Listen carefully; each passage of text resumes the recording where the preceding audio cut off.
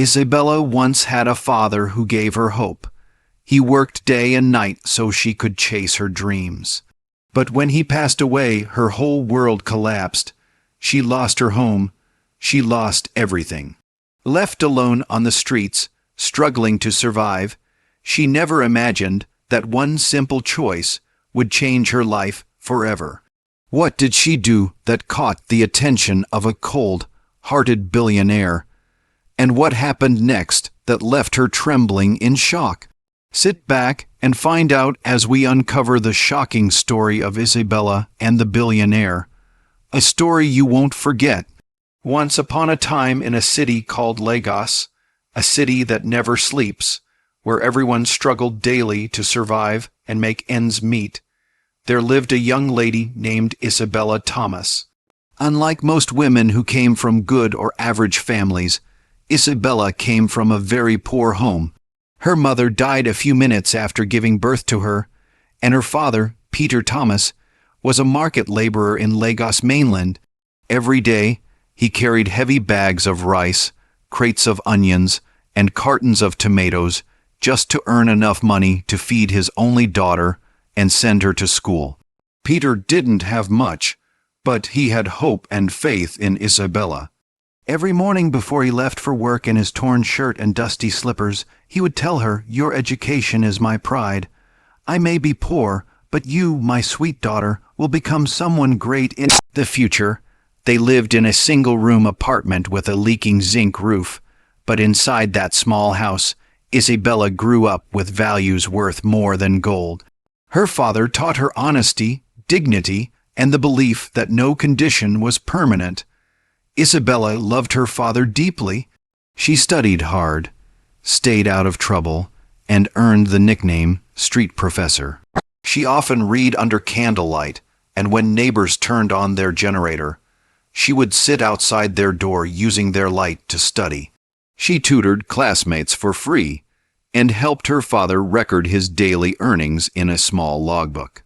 Isabella loved numbers.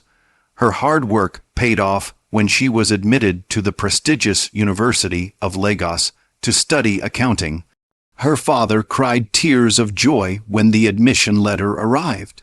He worked double, sometimes triple shifts to pay her tuition, carrying heavier loads and borrowing small amounts from kind market women. But life has its own plans. During Isabella's third year at the university, she finished her last exam for the semester and saw men in gray suits waiting outside. Her heart pounded as they told her the devastating news. Her father had fallen off a truck while unloading bags of rice. He suffered a severe head injury and passed away after the hospital refused treatment without a large deposit. Isabella was left alone with debt and grief. She sold everything to settle the hospital bills and bury her father. After that, her life changed completely. She tried to survive while continuing school, applying for jobs, tutoring children, washing clothes. But Lagos was cruel to the poor and even crueler to women without connections. Employers rejected her for being a student, while others made inappropriate offers. She started selling her clothes and belongings to eat and pay tuition. Life grew harder. One evening she returned home and found the door locked with a heavy padlock. The landlord had evicted her for unpaid rent. With nowhere to go, Isabella slept outside on a bench near a bakery. The smell of fresh bread the next morning only made her hunger worse. She cried silently, remembering the promises she made to her father, to buy him a house one day and give him a better life. But now she had nothing. Eventually, she dropped out of school and began living under a concrete bridge. Nights were cold and full of mosquitoes, but she refused to give up. She began crafting bracelets and keychains from beads and plastic scraps, selling them by the roadside for a few hundred naira. Some days she made enough to eat, some days she didn't. People ignored her or laughed, but she never stopped smiling. She never begged. She held on to her father's words. As long as you have two hands and a heart full of hope, you can survive. One evening, while walking past a petrol station on her way back to the bridge, Isabella noticed something lying on the road, a leather wallet. It wasn't cheap, it was real leather, fine and smooth. She picked it up and opened it. Inside were bundles of crisp 1,000 notes, ATM cards, and an ID card that read Daniel Grant, CEO, Grant Tech Holdings. Her heart raced. For the first time in her life, she was holding so much money. Voices in her head whispered, "Take it. No one saw you. This is God's reward for your struggle." With that money, she could eat, rent a small room, and live decently again. The owner was rich. He wouldn't even notice. But then she remembered her father's words, "There is no shortcut to success. Any money you didn't earn is not yours." She remembered how her father once scolded her for keeping a pencil she found on the floor. Her hands trembled as she held the wallet. That night, hungry and tired, she didn't touch a single note. The next morning, she decided to return it. She walked for hours under the scorching sun until she reached the tall building with Grant Tech headquarters, written boldly on it. At the gate, she softly knocked. The guard looked her up and down, then sneered, "Who are you? I don't have money for beggars today."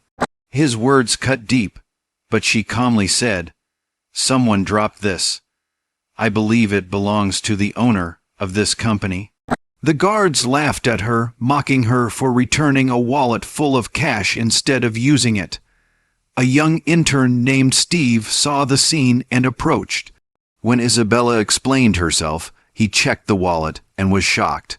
He called Linda, Daniel Grant's personal assistant. Linda arrived, surprised by Isabella's honesty, and thanked her.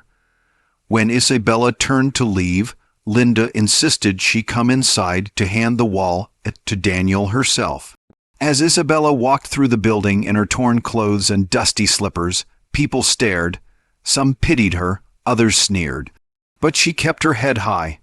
When Linda knocked on Daniel's office door, he said coldly, "You can come in, and this had better be important." Linda explained the situation, leading Isabella inside. Daniel Grant, a powerful and wealthy man who dealt daily with executives and politicians, looked up expecting a scam. But Isabella simply placed the wallet on his desk and said softly, "I believe this belongs to you." He examined her thin hands, her worn clothes, and checked the wallet. Inside a secret compartment, he found an old photo of himself as a child with his father. He sighed in relief and kissed the picture. For the first time in years, Daniel was speechless. He reached into a drawer, pulled out a thick bundle of cash, and pushed it toward her. "Take this," he said. "It's yours. You can leave now." But Isabella shook her head and replied calmly, "No, thank you. I didn't return it for money. I just didn't want to take what wasn't mine." Daniel looked at her with a shocked expression. "You returned a wallet with more than most people make in a month. Take it and leave," he said, his face tightening with disbelief. No one had ever refused money from him, and it felt strange, almost offensive. But Isabella's next words cut through the air quietly, firmly. "I didn't return it for money. Not everyone wants something from you." Daniel froze. Her voice was steady and real. He had heard every kind of tone before: begging, manipulative, flattering, but this one was different. People from the streets didn't talk like this. They didn't look at him the way she did, as if his money meant nothing. For a brief second, he felt something he hadn't felt in years: respect, humility, confusion.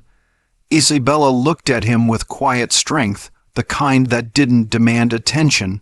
Then she turned to leave. "Wait, please," Daniel said suddenly.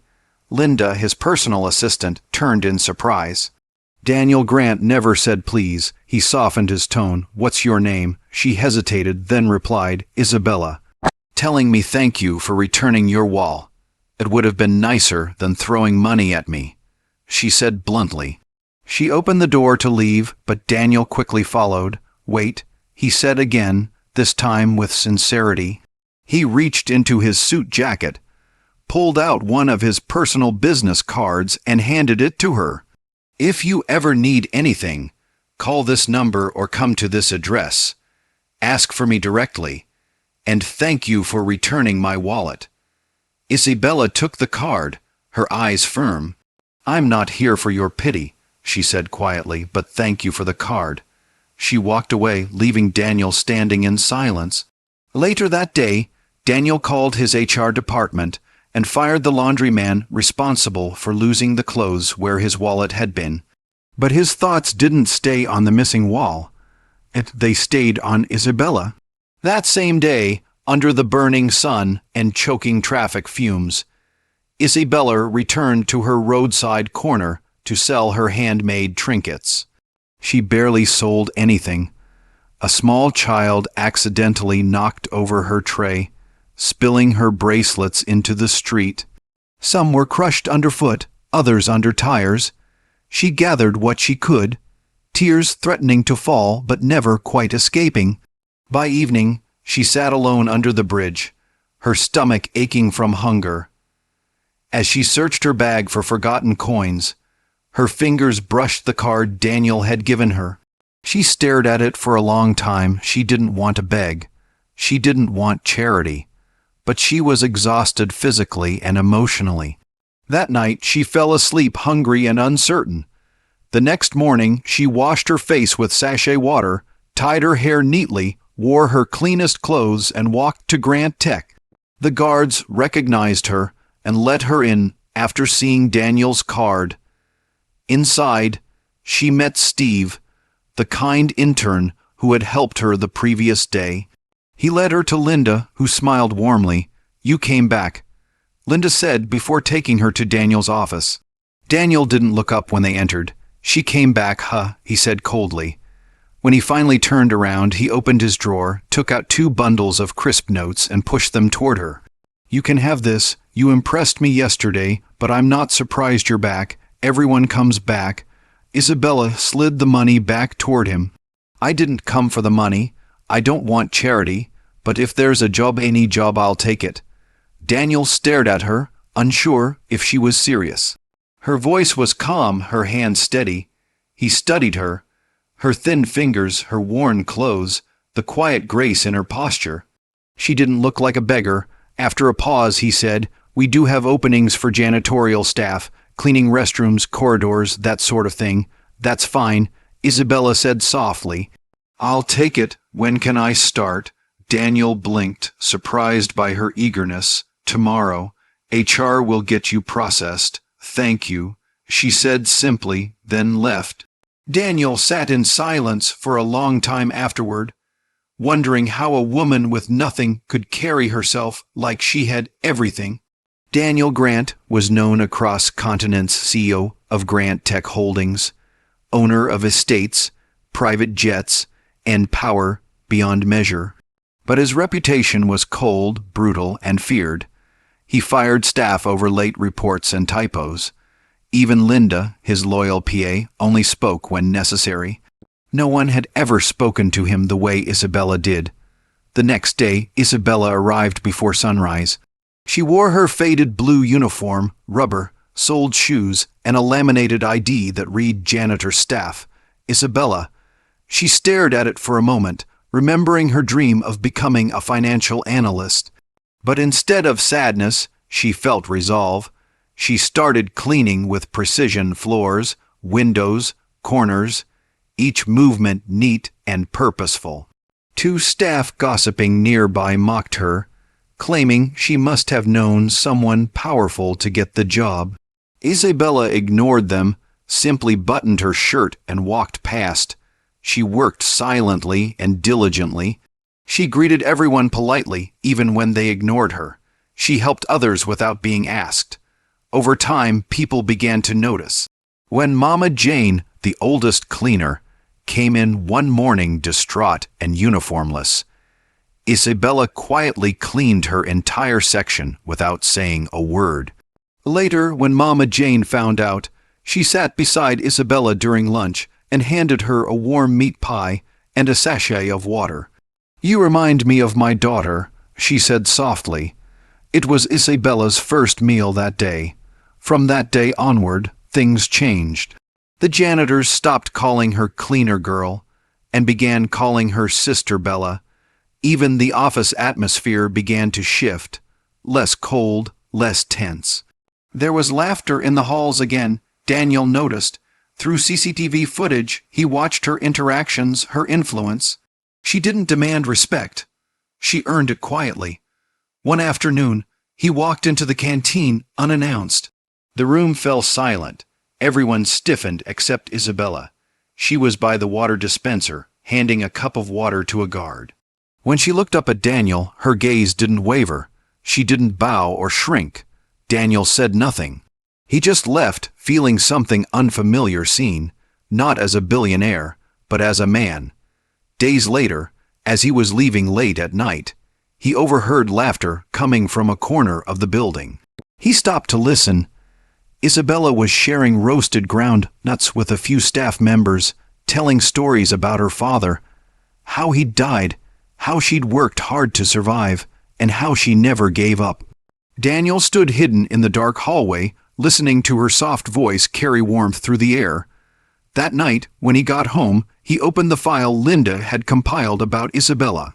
It contained everything: her birth, her parents, her struggles, her drop out year, her current address. He discovered she had been sleeping under a bridge, yet she never missed a day of work.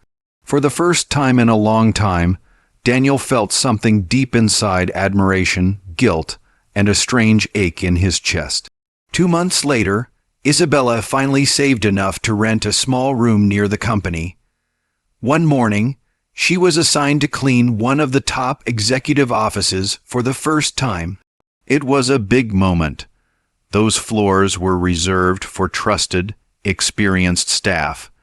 She stepped into the polished hallway, breathing in the faint scent of success and ambition. She walked quietly to the office she'd been assigned, mop in hand, not knowing that this day, just like the day she found that wallet, would change everything again. Isabella smiled as she read the name on the office door: Financial Officer Martins. She began to clean carefully, wiping the frames, floors, and shelves. But when she reached for the window, something on the desk caught her eye.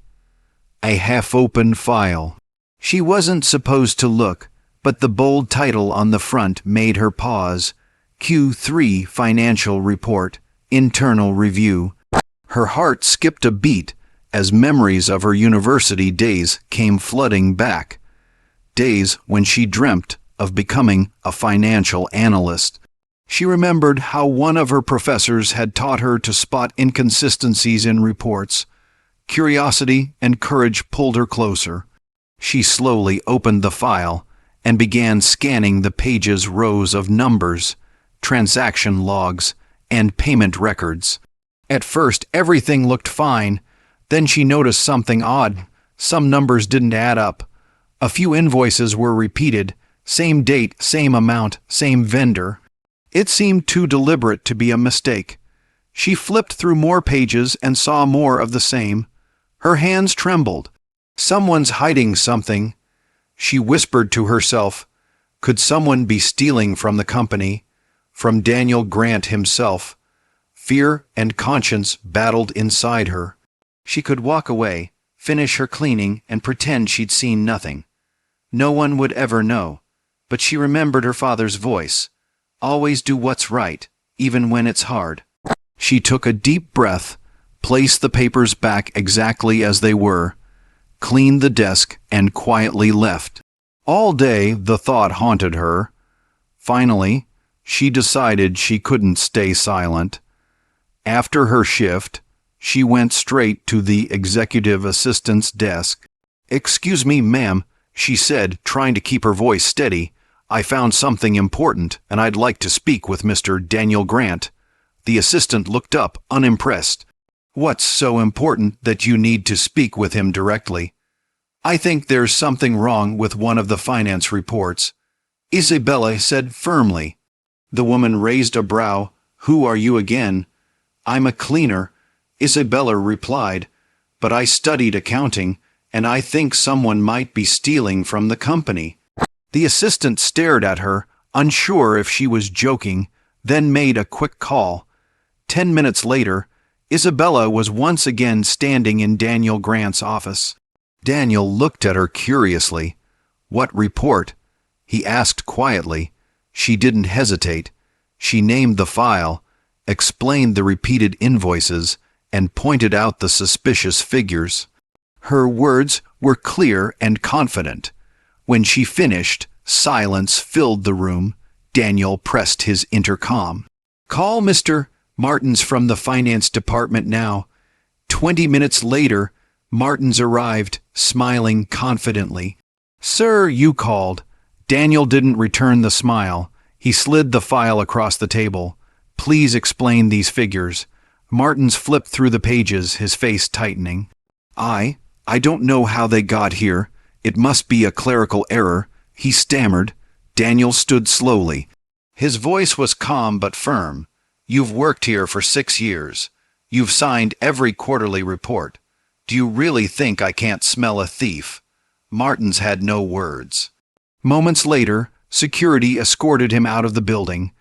Isabella sat quietly, not proud or smiling, just relieved she'd done the right thing. Daniel turned to her. "How did you find the errors? Did you study accounting?" "Yes, sir," she said softly. "I was in university before my—" He lifted his hand to stop her. He already knew her story. Looking at her, he felt something new: respect, admiration, even warmth. "Well," he said finally, "there's now an opening for a finance trainee position. You've proved your honesty and your intelligence. Feel free to apply." For the first time, Isabella smiled. Daniel found himself smiling too. By the next day, the entire company was talking. "Did you hear? The cleaner exposed a fraud. She studied accounting." The story spread like wildfire. A week later, HR announced openings for a finance trainee role, open to everyone. Many doubted she'd get it. "This is Nigeria," they whispered. "If you don't have connections, you won't get the job." But Isabella applied anyway. She studied all night for the test and showed up confident. When the results came out, her name was first. She had earned it through hard work, not pity. The following week, she walked into her new office in a simple but neat suit.